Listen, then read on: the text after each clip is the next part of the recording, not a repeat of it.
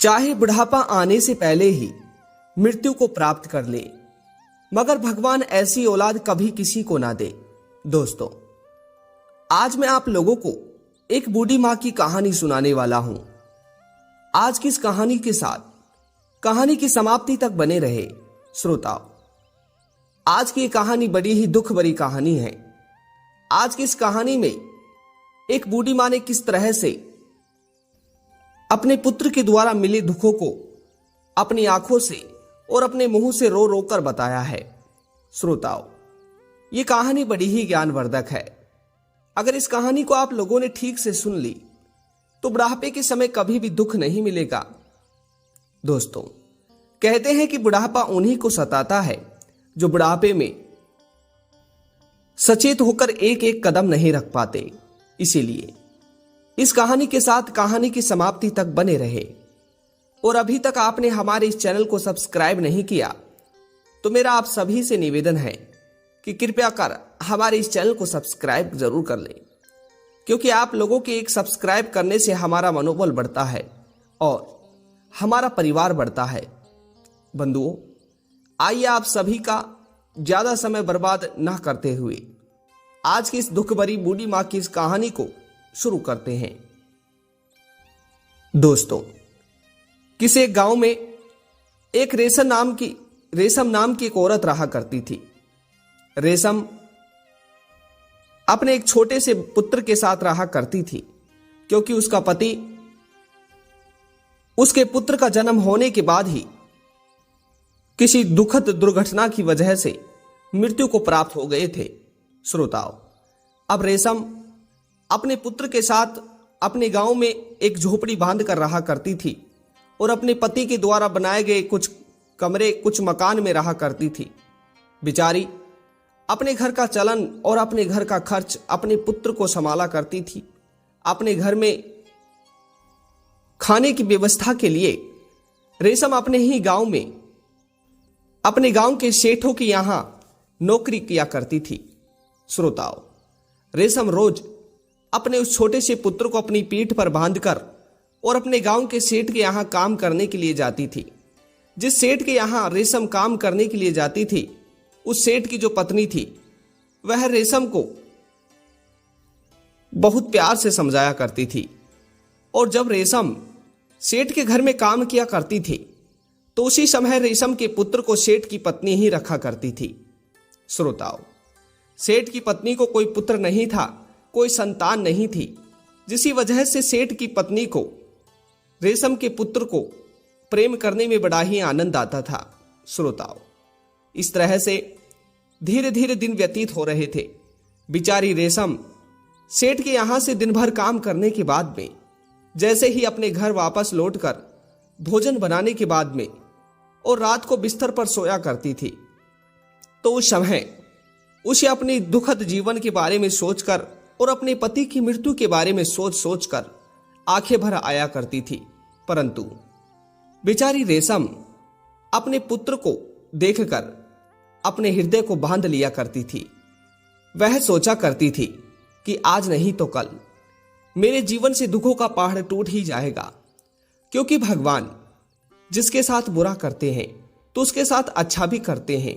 श्रोताओ, कहते हैं कि हर दिन एक जैसा नहीं होता, हर दिन एक समान नहीं होता, हर दिन बदलता रहता है। ठीक उसी प्रकार से मनुष्य के जीवन भी है। मनुष्य के जीवन में अगर आज दुख है तो आगे चलकर सुख की भी अनुभूति मनुष्य को करनी पड़ती है। श्रोताओ, अब इसी तरह से रेशम अपने पुत्र को देखकर, अपने पुत्र की तरफ देखकर अपने हृदय को बांध लेती है कि जब मेरा पुत्र बड़ा हो जाएगा तो मुझे ये सब करने की कोई जरूरत नहीं पड़ेगी। श्रोताओ, अब धीरे धीरे कई वर्ष बीत गए। रेशम का पुत्र अब धीरे धीरे बड़ा हो गया। अब जैसे ही रेशम का पुत्र बड़ा होता है तो रेशम अपने पुत्र का दाखिला अपने ही गांव के एक सरकारी स्कूल में करवा देती है। बंधु, अब रेशम अपने गांव के सेठों के यहां काम करने के लिए जाती और जैसे ही शाम का समय होता तो शाम के समय अपने पुत्र के लौटने से पहले ही रेशम अपने सेठ के यहां से काम कर कर आ जाया करती थी और अपने पुत्र के लिए भोजन बनाया करती थी। श्रोताओ, अब रेशम अपने जीवन के पुराने दुखों को पूरी तरह भूल चुकी थी। दोस्तों, कहते हैं कि अगर कोई दुख हमें ज्यादा ही परेशान करना लगे तो उस दुख को भूल जाना ही हमारी बुद्धिमानी और सर्वश्रेष्ठ मानी जाती है।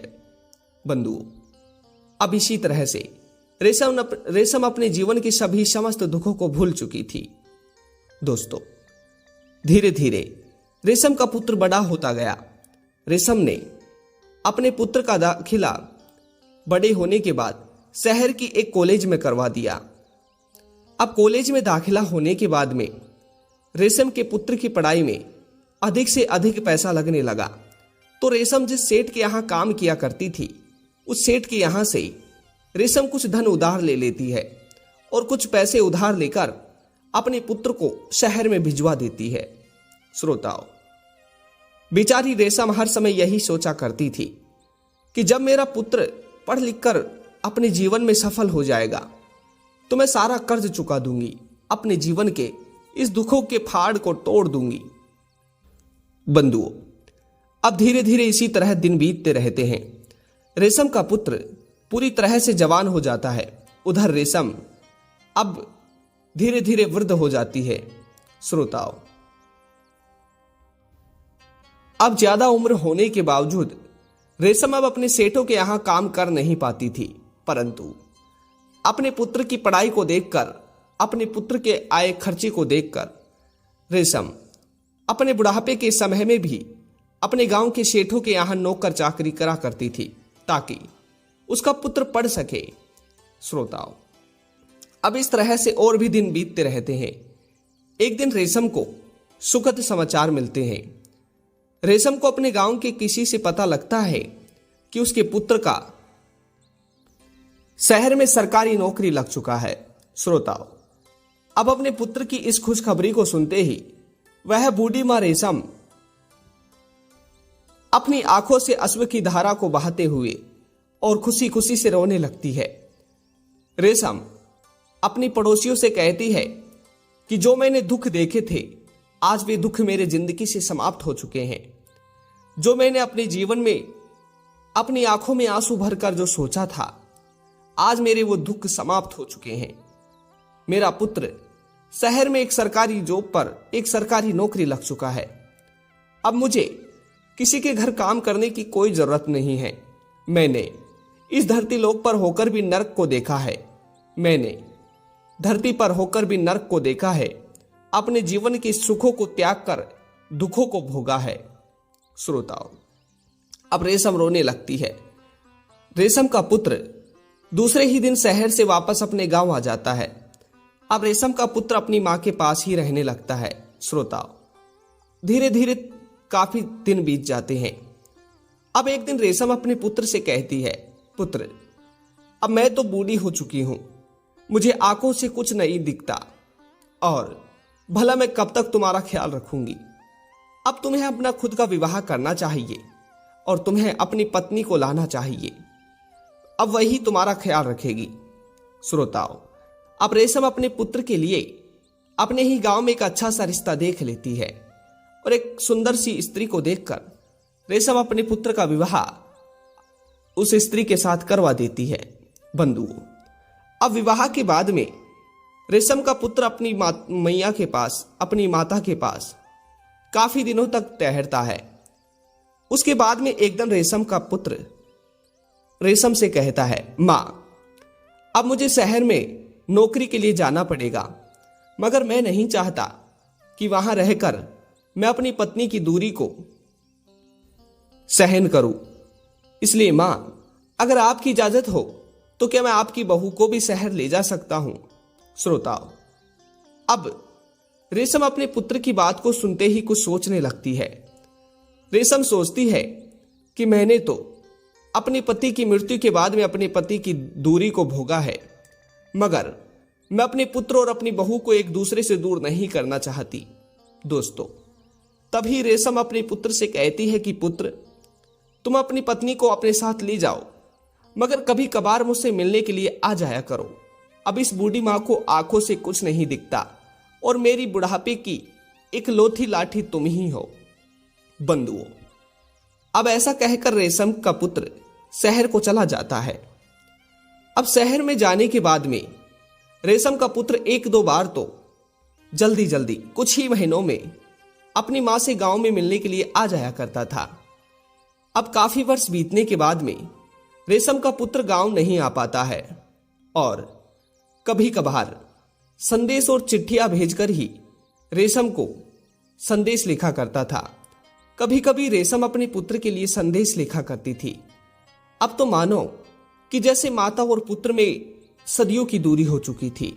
श्रोताओ, रेशम अक्सर अपने पुत्र को याद किया करती थी, अक्सर अपने पुत्र को चिट्ठियां लिखा करती थी, परंतु अब धीरे धीरे रेशम को अपने पुत्र को लिखी गई चिट्ठियों का जवाब मिलना भी बंद हो चुका था। श्रोताओ, अब रेशम पूरी तरह से टूट जाती है। एक दिन रेशम को अपने पुत्र की तरफ से एक चिट्ठी आती है। उस चिट्ठी में लिखा था कि मां, अब हम आपके बिना और नहीं रह पाएंगे। हम चाहते हैं कि आप हमारे साथ यहीं शहर में आ जाओ। हम आपको शहर में रखकर ही आपकी सेवा करेंगे। आप हमारे साथ ही रहो। कुछ ही दिनों में मैं गांव आ रहा हूं और आपको लेने के लिए और आपको मेरे साथ लेकर मैं शहर को वापस आ जाऊंगा। श्रोताओ, अब अपने पुत्र की द्वारा भेजी गई इस चिट्ठी को पढ़कर रेशम बहुत खुश होती है। अब वह बूढ़ी मां रेशम अपने आस पड़ोस के पड़ोसियों से इस बात का ढिंढोरा पीट देती है कि मेरा पुत्र आएगा और मुझे शहर लेकर जाएगा। अब मैं शहर जाने वाली हूं। बंधुओं, अब इस तरह से एक दिन रेशम का पुत्र गांव आ जाता है। अपने पुत्र को देखकर रेशम की आंखों में आंसू भर आते हैं। रेशम फूट फूट कर रोने लगती है। बंधुओं, तभी रेशम का पुत्र रेशम से कहता है, मां, अब बहुत हो गया। आप हमारे साथ शहर चलिए, वहीं पर आपकी सेवा करेंगे और हमारी गांव की जो जमीन है इसे आप बेच दीजिए। अब इस जमीन का हमें कोई काम नहीं है, क्योंकि अब तो हम शहर में ही रहेंगे और मैं तो आपका एकलौता पुत्र हूं। वैसे भी आपकी मृत्यु के बाद ये मेरी ही होने वाली है, तो इसे बेचकर हमें शहर को जाना है। दोस्तों, अब अपने पुत्र के कहने के अनुसार रेशम अपने गांव की जमीन को बेच देती है। श्रोताओं, जमीन को बेचने के बाद में जमीन के उन कागजातों को लेकर और कुछ धन को लेकर रेशम एक बैग में रखकर अपने पुत्र के साथ हवाई जहाज के अड्डे पर चले जाती है। श्रोताओं, हवाई जहाज के अड्डे पे पहुंचकर रेशम का पुत्र रेशम से कहता है, मां, आप थोड़ी देर यहीं ठहरिए। हमें लगता है कि मौसम खराब होने की वजह से हवाई जहाज थोड़ा लेट है। आप यहीं बैठिए और ये बैग मुझे दे दीजिए। मैं जाकर देखकर आता हूं कि आखिर क्या बात है। श्रोताओं, अब रेशम का पुत्र अपनी मां को वहीं बैठा कर और बैग को लेकर हवाई जहाज की तरफ चला जाता है। दोस्तों, अब काफी समय हो जाता है। दोपहर से शाम हो जाती है। रेशम अपने पुत्र का इंतजार वहीं पर बैठी बैठी करने लगती है, परंतु रेशम देखती है कि उसका पुत्र शाम हो गई है और अभी तक लौट कर नहीं आया। उस अड्डे पर सब लोग वहां से जा चुके थे। बंधुओं, तभी वहां पर तैनात एक सैनिक, एक गार्ड उस बूढ़ी मां के पास आता है और बूढ़ी मां से कहता है कि मां जी, आखिर आप यहां पर क्यों बैठी हो? मैं देख रहा हूं कि दोपहर से आप यहीं बैठी हो, क्या बात है? दोस्तों, तभी रेशम उस गार्ड को सारी बात बताती है। तभी वह गार्ड रेशम से कहता है कि मां जी, मुझे लगता है कि आपके पुत्र ने आपको पागल बना दिया है और आपको छोड़कर वह शहर जा चुका है, क्योंकि जिस हवाई जहाज के लेट होने की वह बोल रहा था वह तो दोपहर को ही चला गया। दोस्तों, अब उस गार्ड के मुंह से इस बात को सुनकर रेशम अपने पुत्र के इस धोखे को सहन नहीं कर पाई। रेशम रोती होती इधर उधर भटकती किसी तरह से अपने गांव को लौट आती है। श्रोताओं, अब एक तरह से मानो कि जैसे रेशम का दिमाग पूरी तरह से काम करना बंद कर चुका था। दोस्तों, अब रेशम अपने गांव की सब जमीन जायदाद को तो पहले ही बेच चुकी थी। उसके रहने के लिए घर तक नहीं बचता है। दोस्तों, रेशम पूरी तरह से पागल होकर अपने गांव में एक बड़े से पीपल के पेड़ के नीचे रहने लगती है। जब बरसात हुआ करती थी तब भी रेशम उस पीपल की पेड़ की जड़ों में ही छिपकर रहा करती थी। जब सर्दी पड़ा करती थी तो उसी पीपल के पेड़ के नीचे रहा करती थी। श्रोताओ, इसी तरह देखते देखते काफी वर्ष बीत जाते हैं। एक रात ऐसी आती है जब रेशम उसी पीपल के पेड़ के नीचे अपने पुत्र और अपने पुत्र के द्वारा दिए गए इस दुख के बारे में सोचती सोचती अपनी सांसों को अंतिम दे देती है। श्रोताओं, इस तरह से ये बूढ़ी मां की कहानी थी। इसीलिए कहते हैं कि ऐसी औलाद होने से अच्छा तो है कि बिन औलाद के ही मर जाए। बंधुओं, ये कहानी आप सभी को कैसी लगी कमेंट बॉक्स के माध्यम से अवश्य बताइएगा। और एक बार पुनः मिलते हैं नई वीडियो नई जानकारी के साथ। आप सभी लोगों का बहुत बहुत धन्यवाद। जय श्री कृष्णा, राधे राधे।